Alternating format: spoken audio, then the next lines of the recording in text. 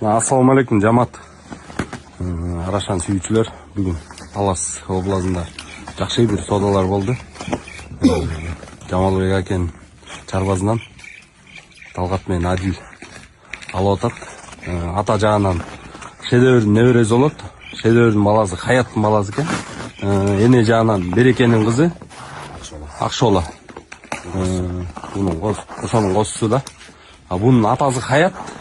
Хаяттын энеси Красавица Решат акеде. На базы 40 000 доллар болду. Ке берекет тартып алла. Сүйлөп калла. Кыйын бизге буйрузун. Жыл бизге дагы жугумдуу кочкорлордон болду. Биз дагы ушундан ургап алып селекцияга деп алып атабыз. Кыйын сизге буйрузун жакшылыкка жумшаңыз. Рахмат Талгат сага дагы ушул кочкор сага жакшы тукумдардан алып берсин. Чарбаң өнүгө берсин. Селекцияны мындан дагы алдыра келе берсин. Сага да рахмат ушул берекелүү кочкор болсун сага дагы. Акча мага жугумдуу болсун.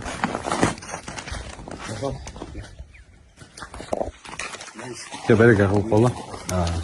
Машалла кочкор буйрузун жакшы кочкор экен. Өтө жакшы кочкор экен.